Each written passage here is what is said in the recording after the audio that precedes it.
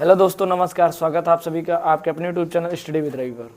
दोस्तों, हम कुछ क्वेश्चन बता दिए थे ऊंचाई और दूरी का। तो जितने लोग नए हैं, अगर पहली क्लासें देख रहे हैं तो आप इसके पहले 2-3 क्लासेज इस चैप्टर की हो गई है, उसके पहले और भी चैप्टर की हो गई, तो आप लोग उसे देख लीजिए। और हाँ, मैथ का सिलेबस अपलोड कर दिया गया है यूट्यूब पे, आप उसे देख लीजिएगा कि हमें पढ़ना क्या है क्या नहीं पढ़ना, क्योंकि बचे हुए दिनों में सबसे बड़ा प्रश्न बच्चों के मन में यही होता है कि क्या पढ़ें, जहाँ से क्वेश्चन आ जाए, क्या ना पढ़ें। तो ये ना समझ में आया तो आप सिलेबस साइंस और मैथ का अपलोड किया जा चुका है, आप उसे देख लीजिए। उसके बाद आप ये विचार करिए कि कहाँ से पढ़ना है, कैसे पढ़ना है, ठीक है। तो मेरी आपसे यही रिक्वेस्ट है कि अगर आपने इसके पहले की क्लासें नहीं देखी तो पहले क्लासें उस देख लीजिए पहले, कि उसके बाद इसे देखिए, ताकि अगर आप पहली दूसरी क्लासें समझ में आ जाएगा तो ये क्लासें आपको समझने में दिक्कत नहीं होगी, ठीक है। और हाँ, अगर चैनल पर नए हैं तो चैनल सब्सक्राइब कर लीजिए, और जितने भी लोग वीडियो को देखते हैं वीडियो को अंत तक देखा कीजिए, ताकि आपको पूरे प्रश्न समझ में आए। वीडियो को लाइक कर लीजिए। हम शुरू करेंगे क्वेश्चन नंबर 12 बता दिए थे 13 नंबर से। क्वेश्चन नंबर 13 में दिया गया है कि समुद्र तल से 75 मीटर ऊंची लाइट हाउस के शिखर से देखने पर दो समुद्री जहाजों के अनुमान कोण 30 अंश और 45 अंश बनते हैं। देखिए, कोई यहाँ पर एक शिखर लाइट हाउस है। क्या है? Light house. लाइट हाउस मतलब जो समुद्र के किनारे रहता है, जिसमें लाइटें लगी रहती हैं, जलता है, ऐसे हाइलोजन जिसे बोलते हैं। शिखर से समुद्री जहाज, मान लो 2 समुद्री जहाज है, एक यहाँ है एक यहाँ, तो देखने पर अवनमन कोण 30 अंश और 45 अंश बनता है। तो अवनमन कोण ऐसे बनेगा, इधर पहले कितना बनेगा? 30 अंश। कितना बनेगा? 30 अंश। तो ये कितना हो जाएगा? 30 अंश। और फिर उसके बाद बनेगा कितना? 45। तो 45 ये पूरा बनेगा, क्योंकि बाद में बन रहा है, तो ये कितना हो जाएगा? 45। ये हमारा अवनमन कोण था, जिसे हम यहाँ पर बना दिए। उसके बाद यदि लाइट हाउस के एक ही ओर एक जहाज दूसरे जहाज के ठीक पीछे हो तो जहाज के बीच की दूरी बताइए। मतलब यहाँ से लेकर ये दूरी बतानी है हमें। एक जहाज यहाँ है, एक जहाज यहाँ है, और ये बोला गया कि दोनों एक दूसरे के पीछे हैं, तो दोनों जहाज के बीच की दूरी बताइए। मान लो ये जहाज चल रही है, ये भी जहाज पानी में चल रही है, तो दोनों के बीच की दूरी निकालने के यही तो निकालेंगे। समझ में आया? और उसके बाद ये पूरी ऊंचाई कितनी है? 75 मीटर। कितनी है? 75 मीटर। अब कुछ नहीं करना, जैसे हर सवाल आप इसके पिछले सवाल लगाएं, वैसे आप लोग प्रयास भी कर सकते हो, नहीं तो हम तो बता ही दे रहे हैं, ठीक है। अब इसमें ये बताइए सबसे पहले, अब इससे ऊपर वाले से कोई मतलब नहीं। जैसे मान लो ये 30 अंश बना था, ये कितना बनेगा? 45। तो 30 पहले बन रहा था, 30 यहाँ बना दिए, 45 यहाँ पर। अगर मान लीजिए इसको हम y मान लेते हैं, क्या मान लेते हैं? y। तो अब हम निकालेंगे tan 45 बराबर 75/y, क्योंकि हो जाता है लंब बटा आधार। तो tan 45 के मान 1 और 75 अंश और 75 और पूरक बटा y। y का नाम y, यानी y का मान कितना आया? 75 मीटर। इसे हम समीकरण 1 मान सकते हैं। उसके बाद हम ये लगाएंगे कि tan 30 अंश, tan 30 अंश बराबर हो जाता है 75, अब पूरा हो जाएगा x प्लस y, और tan 30 का मान होता है 1/√3, और यहाँ पर हो जाएगा 75 और पूरक बटा x। अब y के मान कितना रख सकते हैं? 75। अब यहाँ पर इसका ये 75 कहाँ से आया? ये जो y का मान है, ये समीकरण 1 से यहाँ पर हम रख दिए। समझ में आया? अब इसके इसमें गुणा करेंगे तो x प्लस 75 अब बराबर 75/√3। तो x बराबर इधर ही रहने देते हैं, अब 75 को उधर पक्षांतर कर देंगे तो 75/√3 माइनस 75। तो x बराबर 75 कामन ले लेंगे, बचेगा क्या? √3 माइनस 1 मीटर। और यही दोनों बीच की दूरी पूछा गया है, तो यही हमारा क्या हो जाएगा? आंसर। इसमें आप त्रिभुज ABC मान के आप सुनिए, इधर आप एग्जाम में ऐसे भी कर सकते हैं, त्रिभुज ABCD इस तरीके से मान के आप लिख लो, पहले त्रिभुज ACD में, फिर त्रिभुज ABD में, इस तरीके से भी आप कर सकते हो, ठीक। लेकिन समझने का अच्छा तरीका यही है, आप ऐसे भी करोगे तो गलत नहीं होगा, ठीक है। उतारिए।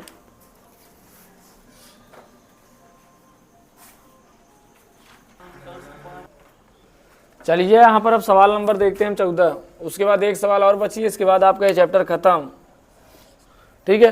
सवाल नंबर 14 में हम ये देखेंगे कि सवाल पढ़िए पहले कि 1.2 मीटर लंबी एक लड़की, इधर देखिए, ये जो खड़ी है ये क्या है, लड़की, क्या है, लड़की, और इसकी लंबाई 1.2 मीटर है और भूमि से 88.2 मीटर था, समझिए भूमि से 88.2 मीटर ऊंचाई पर एक क्षैतिज रेखा में हवा में उड़ रहे गुब्बारे को देखती है।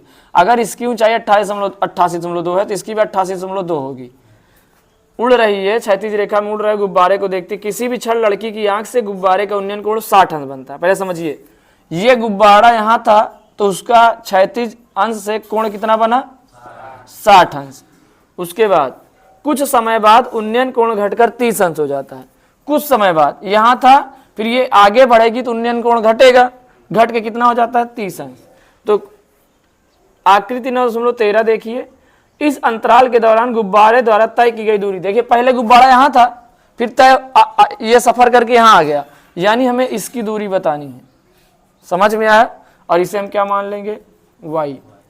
अब हम ये देखेंगे कि जो हमारे गुब्बारे की ऊंचाई निकाली जाएगी उसको लड़की में से घटाएंगे, यानी जो हमारी ऊंचाई होगी, ऊंचाई बराबर कुल ऊंचाई माइनस लड़की की ऊंचाई, लड़की की ऊंचाई, कुल ऊंचाई 88.2 मीटर है, लड़की की उसमें घटाएंगे 1.2 तो कितना आएगा, 87।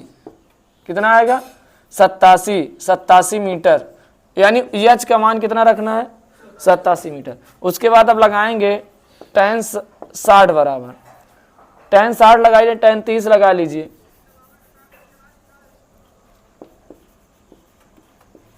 tan 30 लगाएंगे तो x प्लस वाई दोनों होगा। पहले tan 60 लगाइए, tan 60 अंश बराबर 87, ये पूरा है 88.2 यहाँ तक, यहाँ पूरा, और यहाँ से लेकर यहाँ तक निकालोगे तो कितना निकला है, 87 बटा वाई, इसका मान कितना होता है, √3, 87 बटा वाई, तो वाई बराबर हो जाएगा 87 बटा √3।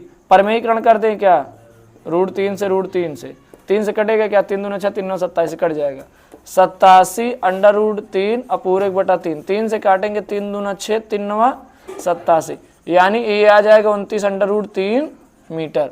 किसका मान, y का। अब हम निकालेंगे इसे, समीकरण 1 मान लीजिए, tan 30 अंश, tan 30 लगाएंगे तो क्या हो जाएगा, 87 बटा x प्लस वाई।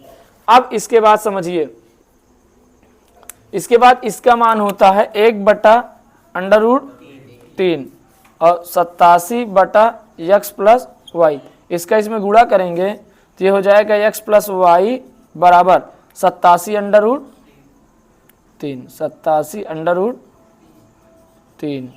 अब इसके y का मान निकला है कितना, 29 √3 बराबर 87 √3। अब कुछ नहीं करना है, घटा देना है, x बराबर 87 √3 माइनस 29 √3, घटाएंगे तो कितना आएगा, 17 में से 9 गया 8, और यहाँ बचा 7, 7 में से 2 गया 5, 58 √3 मीटर। यही आपका आंसर आ रहा होगा, क्योंकि यही तो पूछा गया है, गुब्बारा कितना सफर तय किया, तो गुब्बारा यहाँ से यहाँ तक जाने का x लिया है, x दूरी तय किया है, x का मान निकल 58 √3। समझ में आ रहा है? वीडियो पसंद आ रही हो तो आप लोग वीडियो को लाइक जरूर कर दीजिए। क्या देखिए, आंसर देख लीजिए।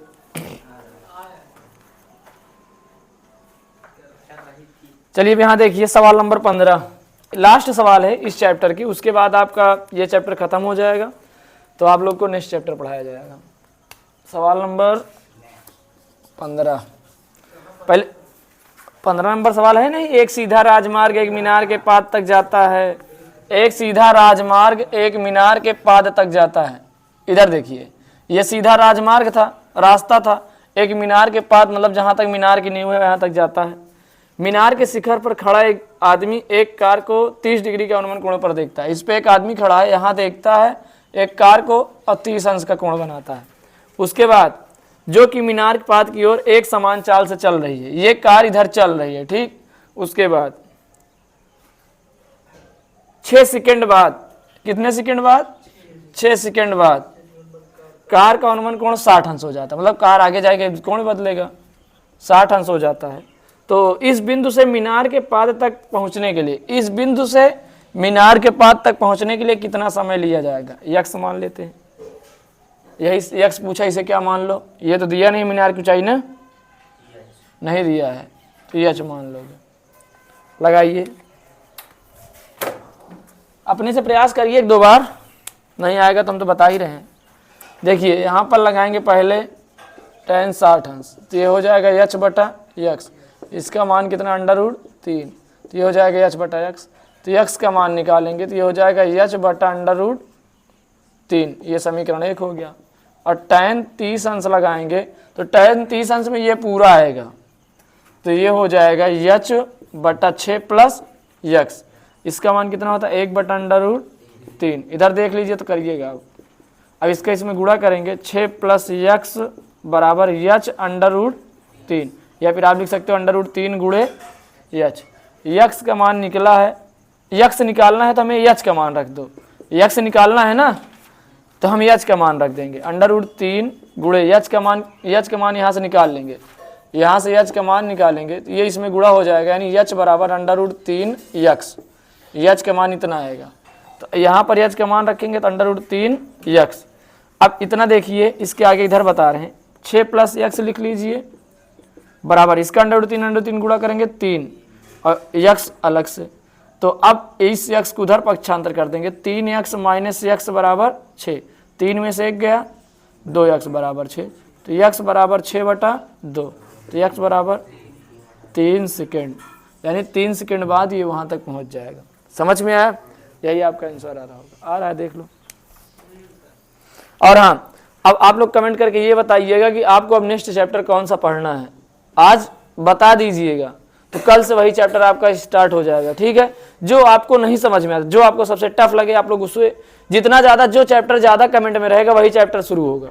ठीक है, और आप लोग वीडियो को लाइक कर दीजिए, अपने दोस्तों तक शेयर कर दीजिए। ठीक, और एक वीडियो ऐसा आएगा जिसमें पूरा चैप्टर होगा, तो मतलब पूरे चैप्टर मतलब त्रिकोणमिति कुछ अनुप्रयोग पूरा होगा, ये आप देख लीजिएगा। और हाँ, उसके बाद आप कमेंट में जरूर बताइएगा कि आपको कौन सा चैप्टर पढ़ना है। चैनल सब्सक्राइब नहीं किया, चैनल सब्सक्राइब कर लीजिए। मिलेंगे नेक्स्ट पार्ट में, तब तक के लिए अपना ख्याल रखिए। जय हिंद, जय भारत।